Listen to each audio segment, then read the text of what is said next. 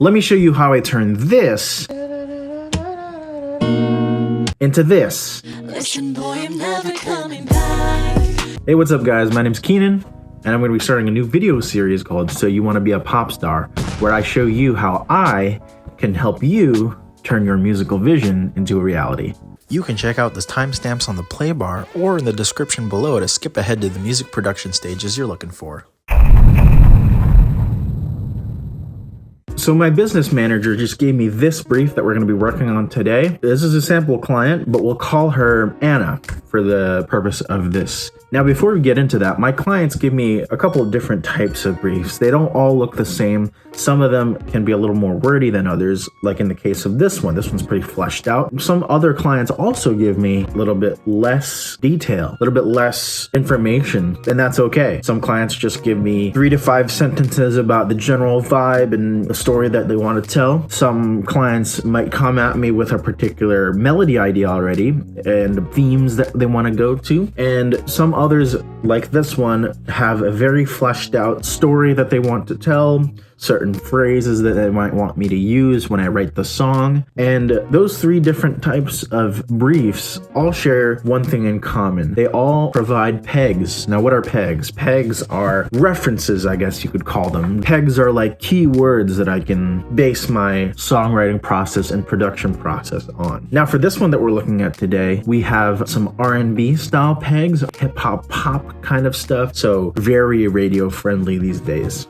Now let's get into looking at this brief real quick. She says she wants to write a song about her most recent breakup, but she wants it to be a happy breakup song. After they broke up, she really took it hard and she lost a huge part of herself. So sorry for that, Anna. And she's saying that she has to relearn how to do a lot of things, but on her own this time. She feels empty, lost, trying to reach out, but she just felt so rejected, right? But the main point that she wants to stress is that things started to look up and that she was better off without him. Her ex was holding her back from becoming the best version of herself, and that's what we want to reflect in the song here. We want a cool, very strong vibe here.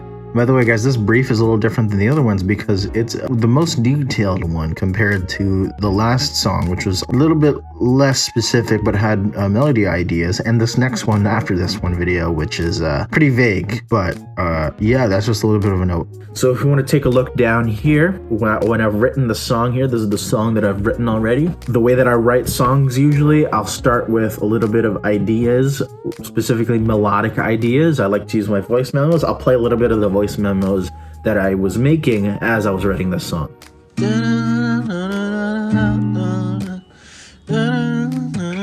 After I have the voice memos done and I've got a rough melody outline that I want to go with, I'll start to put the words to paper and try to capture some of these ideas. I'll find a couple keywords to really try to incorporate in the song. I'll maybe draw some terminology that I get from the brief, especially if it's one that's very lengthy, very wordy, just like this one. This Anna character has a lot to say, and I don't blame her. If we look at the song form, it's a very straightforward song form. No bridge, just 3 verses, a pre-chorus and a chorus that come back every now and again. Very straightforward. Recipe for success.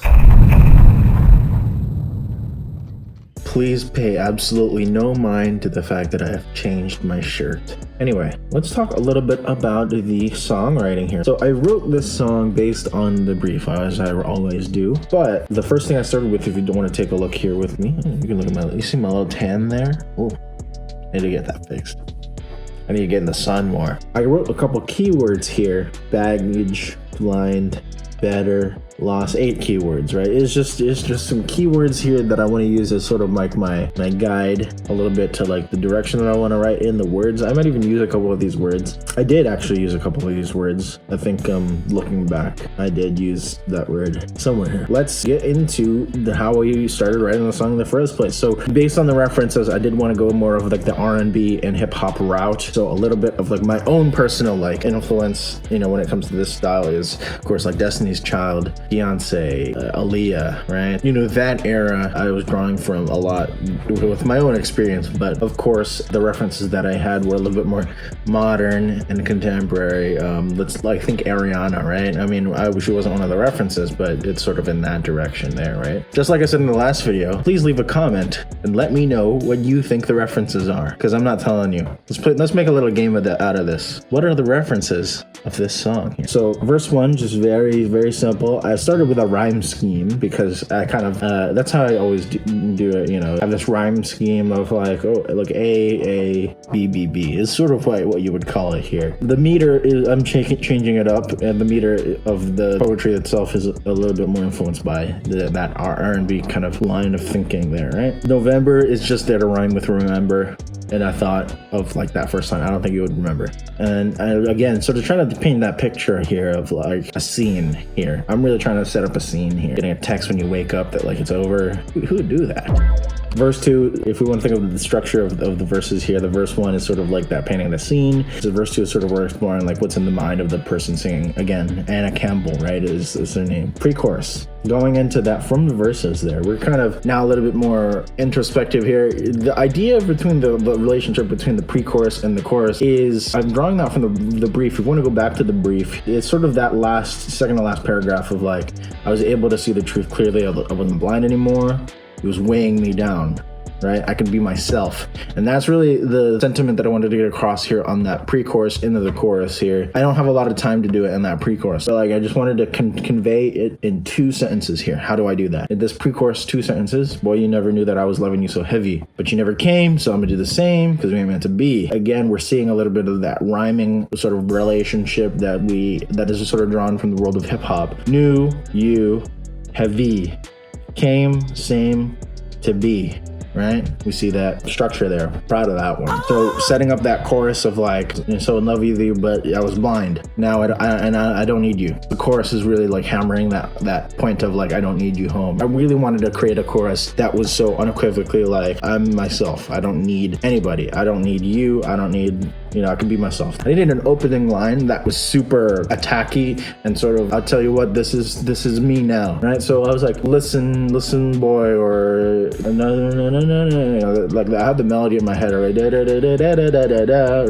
knew that was gonna be the opening line. So then I was like, something, boy, I'm never coming, listen, boy, yeah. And then I came into that a little bit. So listen, boy, is sort of like, listen, boy, you kind of had that attackiness to it, which is, I think, very, very effective as an opening line. And I kind of echo that a little bit on that second line of like, sick and tired of it's very, again, sort of that sharp and attacky kind of delivery there. Those attacky words. Second line just is an extrapolation of that stuff. Again, in that third and fourth line, thought I needed you to stay, but you were getting in my way. Sort of echoing that like extra baggage weighing me down that we saw a little bit up in that brief itself. This is the point of the song where we want to start to convey the turnaround, convey the real message, right? Those verses are like, this is how it kind of was. Pre-chorus kind of sets up the chorus of like, this is how things work in chorus. It really hits you with that. This is how I am now. I'm coming back strong. So it's that sort of negativity to positivity arc that I like to do personally, especially if like I have a message to say. That's kind of the structure that I like to go for personally. Let's go into the verse 3 here. Still call back into the first 2 verses, but I want to change it to something. So when I wrote this, I realized this can't be like a complete copy and paste. What I gotta do, I gotta change it up a little bit at the end. So at the end, I threw in that triplet feel, again borrowing that from the world of hip hop and R&B, and then doing that da-da-da-da-da-da-da, that rhythm there right at the very end, which is also a borrowing from that sort of culture of like the R&B, the hip hop. Adam Nealon has a great video on that particular rhythm structure. Ending it off with that and a cool little The way that I've been writing these 3 songs is I want there to be an element of novelty, especially in the age of TikTok, in the age of like virality. I need every song kind of needs a little bit of a thing about it. And for this one, that's going to be the thing, right? Is that like little sequence there. After that verse 3, I mean, it's just the pre-chorus out, pre-chorus into the chorus, and then pre-chorus into the chorus. I mean, that's pretty much the structure of the song. Other than that, again, I'm sort of echoing myself from the last episode, but really, the music today doesn't really mess with bridges too much. Really, it's just like instrumental kind of like breaks, interludes, and then right back into the chorus, which is not a problem, I don't think. If a song doesn't have to be super long, we don't have to force it. And I don't think the song needs a bridge.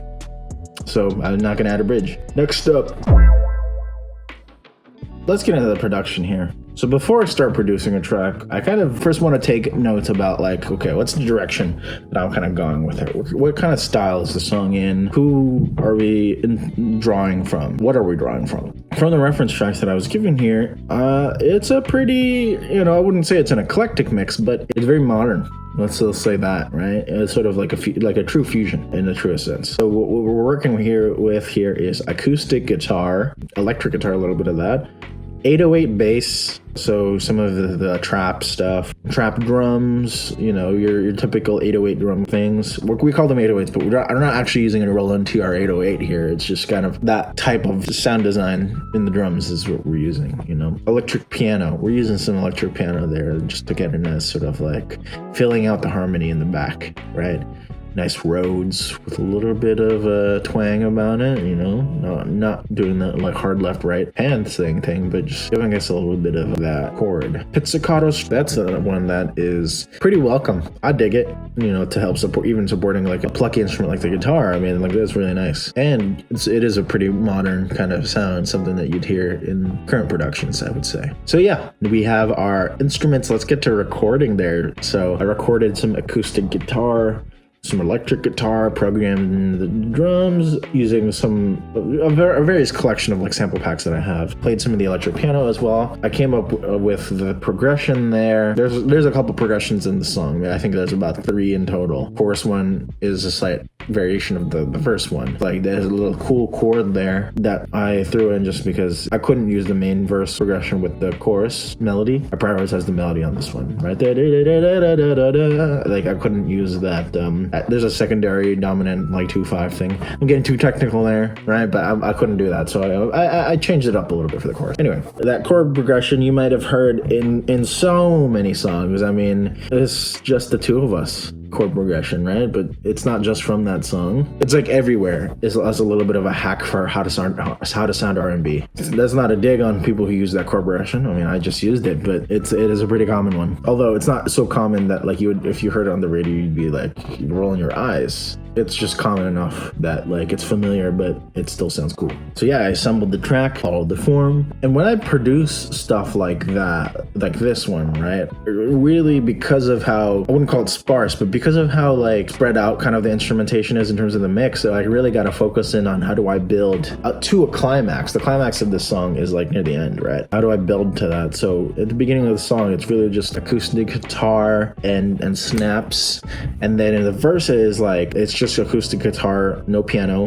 in the background. In the intro there's some electric piano, but in the verses, the verse 1 is just like solid, just the 808 bass until the second verse. Then we can get in some kicks. The first chorus has the full basic instrumentation, but we don't have any extras on there just yet. There's an electric guitar that comes in halfway into the first chorus that sort of adds a little bit of like upward motion into like how the song's intensity goes. Right after that, we kind of bring it right back down in the verse 2 once again back to just like the bass and softer guitar this time. Second half of that, verse 3 though, we kind of come right back into the full beat for a little bit right up until that little da part.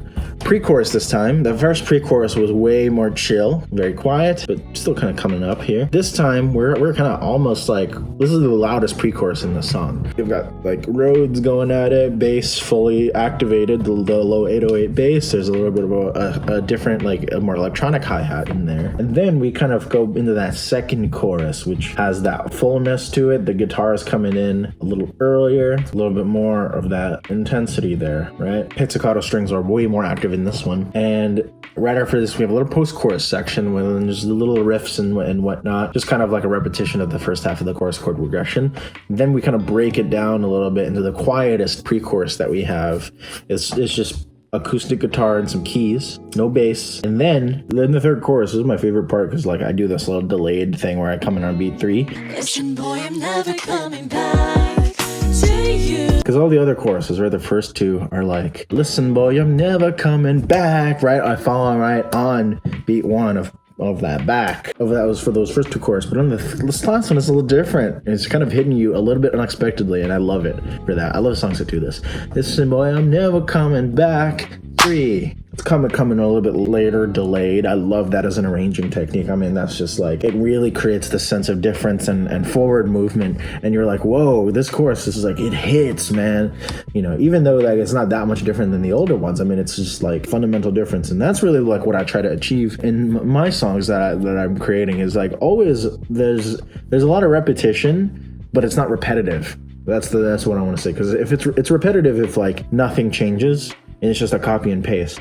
But in this one, right, I mean, I always got to change something. Something's got to be different every time you hear it. And that's really the goal that I'm trying to achieve here for when I produce the song here. And really, this is an arranging thing. Right after this, we kind of come towards the end where we are kind of just writing it out a little bit as at the very end of the tune. It's just like keys, guitar, and just kind of like some snaps there, right, to keep that rhythm going there. But other than that, I mean, like we're just kind of like fading it out. That's not fading it out, but we're kind of like coming down from that high. That's how it's gonna be. That's how I make the song, and I'm happy with it. I love it. But let me know what you guys think when we listen to that and we go into that in the next couple of stages. Demos and revisions. We just talked about the production there. So let's make a demo here. So what I do when I make a demo, again, right? If we watch the video, this is going to be much of the same thing. I'm going to be saying basically the same things. But anyway, I'm going to be making a demo of the song with me on vocals, right? I know, listen, I'm not like an amazing singer. I would never call myself like a singer, right? It's always like, what instrument do you play? They ask me. I play guitar. I would never tell them I'm a singer, right? You know, but I sing a little bit, right? So I practice a little bit of my vocal chops singing the song. I'll sing it in the key that I think it would be good for the singer. So I do have to get a little bit up there in terms of my voice. So forgive, like if I sound like at all like I'm straining my voice or like I kind of sound like I'm on my falsetto or like my mixed voice. That's why. It's because I'm trying to sing in the key that it'll be sung in, which we'll decide when we write the song. By the way, we'll pick a key that works in the songwriting phase. Listen, boy, I'm never coming back to you no more. The demos. I'll make a demo. You'll hear it. You'll listen to it. If you like it, you'll use it to learn. If you don't like it for any reason, like for example, like if you don't like it, as in you don't like the way that the production, you don't like the direction that I went in, you don't like the flow of it, like the song form, then this is the time, the revisions aspect here, right after I produce a song. I mean, this is the time for us to like talk a little bit about like what's working, what isn't, however you like it. From there, that's where we come up with a final version. I'll make a demo for each revision, moving stuff around, whatever works for you. And then once we have a final demo, you'll use that song to learn it, and then we'll head on into the recording phase after you've learned the song. Recording. This is the time that you're gonna sing. This is the time that I have my client, might be you, have my client record themselves singing the song after you've learned the song through the demo that I've provided. I'm going to be basically repeating myself from the last video, but you can go a couple different ways. The first way is if you're local to the Philly area, you can of course come to my studio here in South Jersey, 20 minutes drive from Center City. So if you're at all local, you can of course come over, we can track vocals. It's gonna be a good time. Of course, if you're down for that. That's one option, but if you prefer to kind of do the vocals on your own and you have the equipment and means to do so and knowledge as well, you can of course just record your own vocals using your own equipment and just send me the raw files of you singing and we can go from there. The last option is if you prefer to just like go in a studio and you don't really have the equipment to record on your own and you want to go somewhere like a nice studio. I can help you locate one, find an engineer or somebody who can help you just kind of get those vocals down. We can hash those details out as we speak one-on-one in our conversation as we get to that stage there. So yeah, whatever way we do it, you just gotta send me the vocal or we'll record it. I have the vocal. That will take us right into that final mixing stage. So So in the final mixing, this is where I basically put together your vocals on top of the instrumental that I've created and that we've approved and, is ready to go. We'll be working with volume balances with panning here as well. Like what if you want a particular instrument to be on the left, right? We'll be going back and forth about like if drums are too loud for you, you can suggest that as a revision. We'll make that. You'll compile a list of notes of changes that you want to make. We can come to a final version after any of your revisions that you'd like to make. One thing that is really sort of important that you might not have noticed in this recording that we've made, which by the way you can listen to in the link in the description, the choruses are double tracked. So that gives it that really full sound. They're tracked twice, they're layered on top of each other, and they're panned slightly this way, right? Where they're not perfectly right in the center. One vocal is slightly to the left, the other one's slightly to the right. So it gives a really nice full sound. You can hear that there's a thickness about it, and that's how we achieve that, which is why this mixing process is so important, is because this mixing process really enables us to like place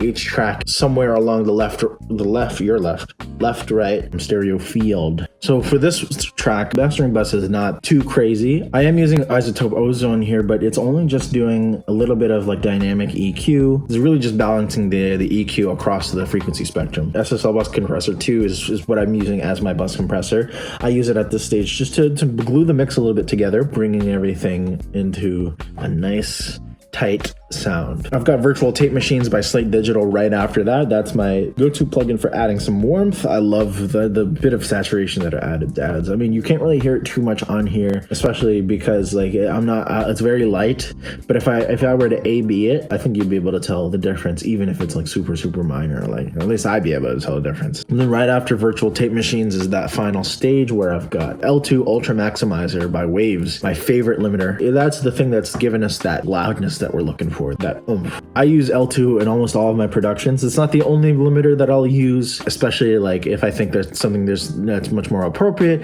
But for me, I mean, this does everything for me. So I just stick with it. It has the sound that I'm looking for. I just love it. That's really what I'm doing for mastering there. That should be like the final stretch there right after we decide on a mix. That's like good. All the bounces are good. Then I'll take it to the mastering phase and do a little bit of mastering at the end there. And then I send it off to you. You'll have the final wave file. It's your song. And that's pretty much my services from A to Z. Why don't we take a listen to the final product and see how it came out? There's a little snippet of it, about a minute. You ain't know that I was so affected. You ain't know the pain of what it's like to be rejected. I go to the spa, you say you love me, but you never come to me and you never hug me. Yeah. Boy, you never knew that I was loving you so heavy, but you never came, so I'ma do the same, cause we ain't meant to be. Listen boy, I'm never coming back to you no more. Sick and tired of living in my past with you, for sure. Thought I needed you to stay, but you were getting in my way. So listen boy, I'm never coming back to you no more. Well, there you have it. Let me know what you think down in the comments. If you can tell me what the references are, feel free to leave them down there. Try to take a little bit of a guess. If you like what you saw and you want to work together on something, book an intro call with me at my website, KenanSalazar.com. Link to it somewhere on the screen here. Or you can email me at key, K-E-Y, like a key, yeah. That's what my friends call me, K-E-Y, key, at KenanSalazar.com. You can shoot me an email there and we can have a conversation. So that's KenanSalazar.com. You can book an intro call there or email me at key@KenanSalazar.com. I have no idea if I'm gesturing towards where I'm actually going to put them. They're going to be somewhere on the screen. I'm touching them like right now. I'm touching them right. So yeah, that's the end of the video. If you haven't watched that last video where I did the song, I call it Deserted. I don't think I say the name of the song in that video, but it's called Deserted. It'll be somewhere here on the screen. But if you want to listen to the full thing, click on the card right up here. Listen to the full song there. Or if you're watching this by the time the next video is out, feel free to watch that. It'll be somewhere on the screen. Somewhere. I don't know. I'll leave that up to future Kenan. But yeah, anyway, guys, that's the end of the video. I will see you in the next one. Bye.